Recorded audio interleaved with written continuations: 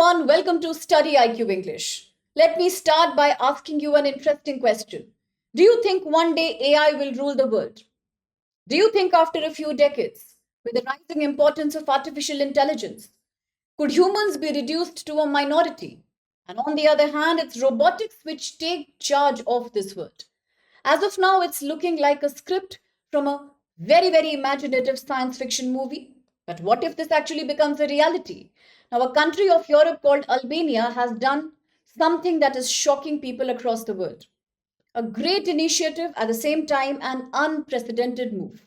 We might have heard of the use of AI into agricultural growth and development, educational modernization, medical sector, transportation.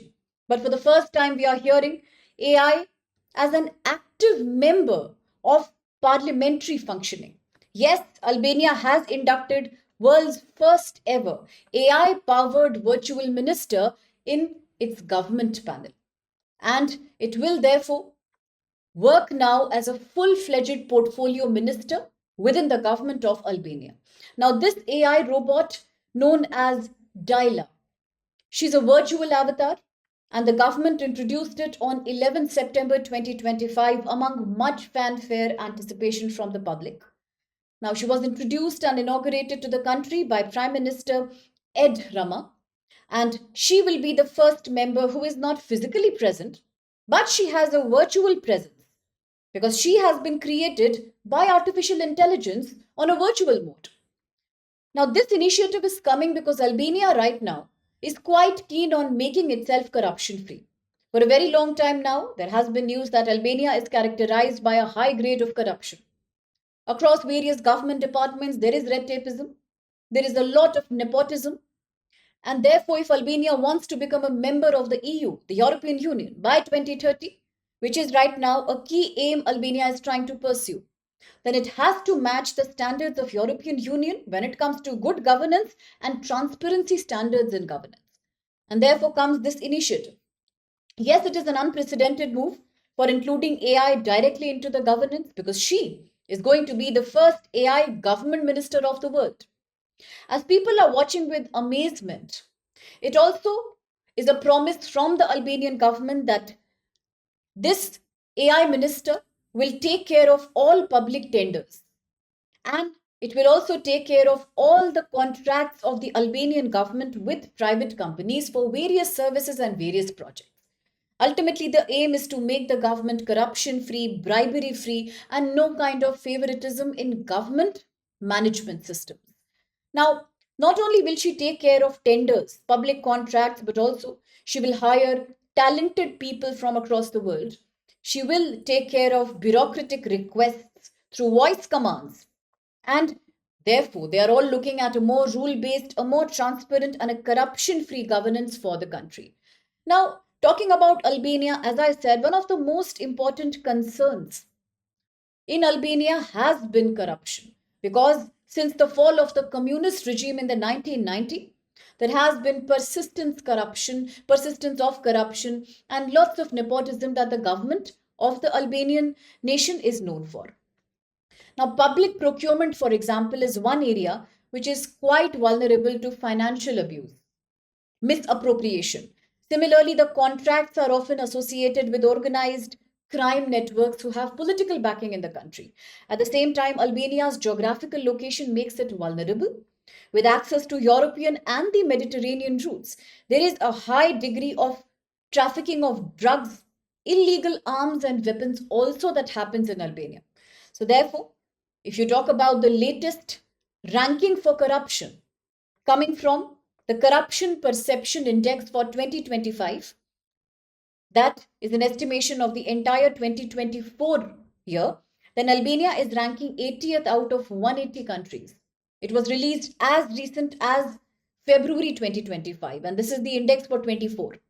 80th rank out of 180, which makes Albania quite a corrupt country. And talking about its score, it received 42 points on a possible 100 marks, which means that the score is all highlighting the public sector corruption because here 0 score is given to countries that are highly corrupt, whereas 100 belongs to countries that are clean and free of corruption.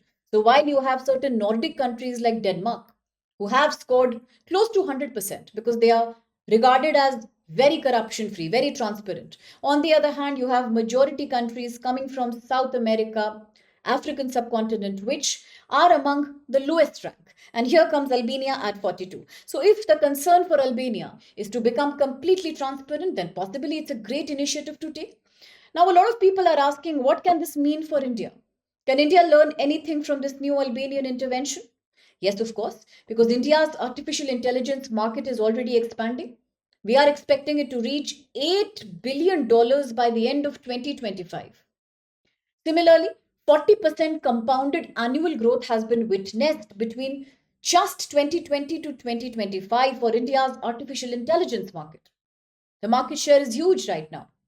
This expansion is a result of increasing startups, more private sector innovation and research, and the Government of India missions like Skill India, Digital India. Now, the Indian Ministry of Corporate Affairs had recently launched a model called MC821V3. This model was about integrating AI in order to streamline corporate document filing to provide quick analytics and data for policymakers in the country. So, Albanian example shows that even in India, we can learn how to encode procurement laws into machines, and then we can hand over majority of our sensitive data work to AI robots rather than humans being involved here, which could lead to corruption and delays. Then the importance of publishing decision data and algorithmic laws to allow independent and corruption free auditing. At the same time, the necessity of retaining human oversight, because yes, at the end of the day, AI is a human created invention. So, how much to trust? And does this entire process of using AI in governance would need some kind of human monitoring also? That's a question which is left for us to think about. Now, whether it's Albania, whether tomorrow it's India. The initiative of including AI ministers is wonderful. But at the same time, how much human monitoring shall be required and how much can we blindly depend on a machinery run project? That is something that we need to think about because there are sensitive issues like appeals, judicial reviews, which automatically demand a human intervention. So, well, as Albania celebrates this feat and as countries like India look with awe, it could be inspiring to us, but at the same time, we also have to see the Albanian model in future, how it works and what lessons can be learned from this great initiative. Now to the prelims question. Consider the following statements regarding induction of the first AI minister in Albania. 1. Albania has become the first country in the world to use AI-powered minister named as Dila into its government. Now, Diella, primary role is to oversee public procurement with the objective of reducing corruption and ensuring transparency. 3. Albanian government has criticized exact framework of human oversight.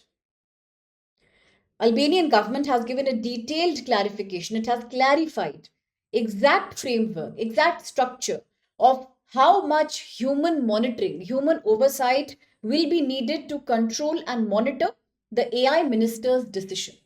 Now, a small hint here, the Albanian government has not yet clarified.